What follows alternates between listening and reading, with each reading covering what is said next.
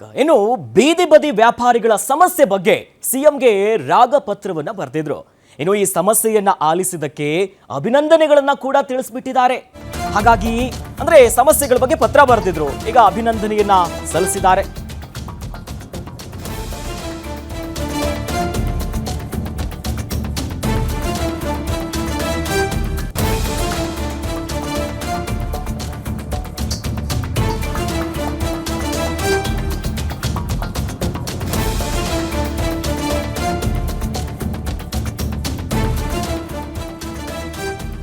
ಇನ್ನು ರಾಜ್ಯದಲ್ಲಿನ ಸಮಸ್ಯೆಗಳ ಬಗ್ಗೆ ಈ ಕುರಿತು ಪತ್ರಕ್ಕೆ ಧನ್ಯವಾದಗಳಂತ ತಿಳಿಸಿದ್ದಾರೆ.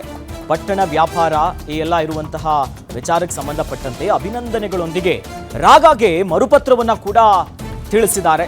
ಧನ್ಯವಾದಗಳನ್ನ ಹೇಳೋ ಮೂಲಕವಾಗಿ ಸಮಸ್ಯೆ ಆಲಿಸಿರುವುದಕ್ಕೆ ಧನ್ಯವಾದಗಳನ್ನ ತಿಳಿಸುತ್ತಿದ್ದಾರೆ ಸಿಎಂ ಸಿದ್ದರಾಮಯ್ಯನವರು. ರಾಜ್ಯದಲ್ಲಿನ ಸಮಸ್ಯೆಗಳ ಕುರಿತು ಪತ್ರಕ್ಕೆ ಧನ್ಯವಾದ, ನೀವು ಆಲಿಸಿದ್ದೀರಾ ಅಂದ್ರೆ ಇದಕ್ಕೆ ಕಾರಣ ಏನಕಂದ್ರೆ ಪಟ್ಟಣ ವ್ಯಾಪಾರ ಸಮಿತಿಗಳ ಚುನಾವಣೆ ಪೂರ್ಣಗೊಳಿಸ್ತೇವೆ ಎನ್ನುವಂತ ವಿಚಾರ. ಇನ್ನು ಬೀದಿ ಬದಿ ವ್ಯಾಪಾರಿಗಳ ನಿಯಮಾವಳಿ ರೂಪಿಸಿದ ರಾಜ್ಯ ಕರ್ನಾಟಕ.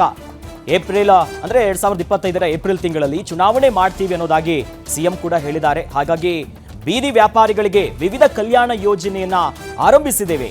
ಹಾಗಾಗಿ ಅಭಿನಂದನೆಯೊಂದಿಗೆ ರಾಗಾಗೆ ಮರುಪತ್ರವನ್ನ ಸಿದ್ದರಾಮಯ್ಯನವರು ಬರೆದಿದ್ದಾರೆ. ಬೀದಿ ಬದಿ ವ್ಯಾಪಾರಿಗಳ ಸಮಸ್ಯೆಯನ್ನ ಆಲಿಸ್ತಿರೋದಕ್ಕೆ ಈ ವಿಚಾರದಕ್ಕೆ ನೀವು ಸಾಕಷ್ಟು ಅದಕ್ಕೆ ಪ್ರತಿಕ್ರಿಯೆಯನ್ನ ಕೊಟ್ಟಿರೋ ವಿಚಾರವಾಗಿಯೇ ಇಲ್ಲಿ ಪತ್ರ ಮರುಪತ್ರವೂ ಕೂಡ ಆಗಿರುವಂಥದ್ದು. ಹಾಗಾಗಿನೇ ಇಲ್ಲಿ ಬಹಳಷ್ಟು ಅಂದರೆ ಸಮಸ್ಯೆಗಳು ಏನಿತ್ತು ಬೀದಿ ಬದಿ ವ್ಯಾಪಾರಿಗಳ ವಿಚಾರವಾಗಿ, ಹೀಗಾಗಿ ಪತ್ರವನ್ನು ಬರೆದಿದ್ದಾರೆ. ಅಂದರೆ ಮುಂದೆ ಏಪ್ರಿಲ್ ತಿಂಗಳಲ್ಲಿ ಚುನಾವಣೆ ಕೂಡ ಮಾಡ್ತೀವಿ, ಅಭಿವೃದ್ಧಿ ಕೆಲಸಗಳು ಏನೇನಾಗಬೇಕು ಬೀದಿ ಬದಿ ವ್ಯಾಪಾರಿಗಳಿಗೆ ಇವೆಲ್ಲವನ್ನ ಆಲಿಸ್ತೇವೆ ಅನ್ನೋದಾಗಿ. ಹಾಗಾಗಿ ರಾಹುಲ್ ಗಾಂಧಿ ಅವರು ಪತ್ರ ಬರೆದ್ರು.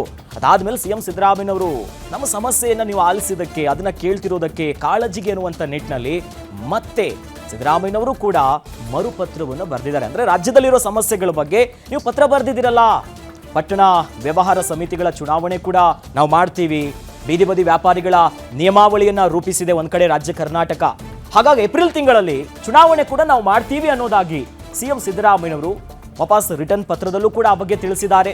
ಹಾಗಾಗಿ ಬೀದಿ ವ್ಯಾಪಾರಿಗಳಿಗೆ ವಿವಿಧ ಕಲ್ಯಾಣ ಯೋಜನೆ ಮಾಡ್ತೀವಿ, ಅವರ ಸಮಸ್ಯೆಗಳಿಗೆ ನಾವು ಸ್ಪಂದಿಸ್ತೀವಿ ಅನ್ನೋ ನಿಟ್ಟಿನಲ್ಲೇನೆ ಅಭಿನಂದನೆಯೊಂದಿಗೆ ರಾಹುಲ್ ಗಾಂಧಿ ಅವರಿಗೆ ಮರುಪತ್ರವನ್ನ ಕೂಡ ಬರೆದಿರುವಂತದ್ದು. ಒಂದು ಕಡೆ ಏಪ್ರಿಲ್ ತಿಂಗಳಲ್ಲಿ ಏನು ಚುನಾವಣೆ ಆಗಬೇಕು ಅದನ್ನು ಮಾಡ್ತೀವಿ, ಇನ್ನು ಅವರಿಗೆ ಏನೇನು ಸಮಸ್ಯೆಗಳಿದೆ, ಅಭಿವೃದ್ಧಿ ಏನಿರ್ಬೋದು, ಸಬ್ಸಿಡಿ ಕೊಡೋದಿರ್ಬೋದು, ವಿಮೆ ಯೋಜನೆಗಳನ್ನ ಮಾಡೋದಿರ್ಬೋದು, ಈ ರೀತಿಯಾಗಿ ಎಲ್ಲ ವಿಚಾರವಾಗಿಯೂ ನಾವು ಗಮನ ಹರಿಸ್ತೇವೆ ಅನ್ನುವಂಥ ನಿಟ್ಟಿನಲ್ಲಿ ಒಂದಿಷ್ಟು ಪತ್ರಕ್ಕೆ ಪ್ರತಿ ಪತ್ರವನ್ನು ಕೂಡ ಕೊಟ್ಟಿರುವುದು. ಅಂದರೆ ರಾಜ್ಯದ ಸಮಸ್ಯೆಗಳೇನಿದೆ ಈ ಕುರಿತು ನೀವು ಗಮನವನ್ನು ಹರಿಸಿರುವುದಕ್ಕೆ ಧನ್ಯವಾದಗಳನ್ನು ತಿಳಿಸಿದ್ದಾರೆ. ಹಾಗಾಗಿ ಬೀದಿ ಬದಿ ವ್ಯಾಪಾರಿಗಳ ನಿಯಮಾವಳಿ ಒಂದು ಕಡೆ ರೆಡಿಯಾಗಿದೆ, ಮತ್ತೊಂದು ಕಡೆ ಪತ್ರದ ಮೂಲಕವಾಗಿಯೇ ಈಗ ಅಭಿನಂದನೆ ತಿಳಿಸಿರುವಂಥದ್ದು.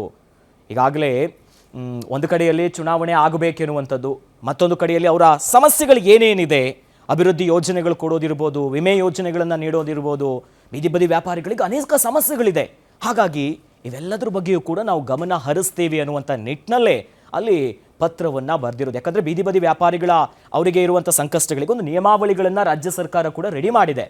ಹಾಗಾಗಿ ಮುಂದಿನ ದಿನಗಳ ಅತಿ ಶೀಘ್ರವೇ ಈ ಎಲ್ಲ ಸಮಸ್ಯೆಗಳಿಗೆ ಈ ತಿಂಗಳಲ್ಲೇ ಏಪ್ರಿಲ್ನಲ್ಲೇ ಒಂದಿಷ್ಟು ಪರಿಹಾರ ಮಾಡ್ತೀವಿ, ಹಾಗಾಗಿ ನೀವು ಕಾಳಜಿ ವಹಿಸೋದಕ್ಕೆ ಧನ್ಯವಾದ ಅನ್ನೋದಾಗಿ ಒಂದಿಷ್ಟು ಪತ್ರಗಳು ಕೂಡ ಹೋಗಿದೆ. ಪಟ್ಟಣ ವ್ಯವಹಾರ ಸಮಿತಿಗಳ ಚುನಾವಣೆ ಏನಿದೆಯಲ್ಲ ಇದನ್ನು ನಾವು ಪೂರ್ಣಗೊಳಿಸ್ತೀವಿ ಅನ್ನೋ ಭರವಸೆಯನ್ನು ಕೊಟ್ಟಿದ್ದಾರೆ. ಹಾಗಾಗಿನೇ ಅತಿ ಶೀಘ್ರವಾಗಿ ಎಲ್ಲವೂ ಕೂಡ ಮುಗಿಸ್ತೀವಿ ಅನ್ನೋದಾಗಿ ಒಂದಿಷ್ಟು ಭರವಸೆಯನ್ನು ಕೇಳಿದ್ದಾರೆ.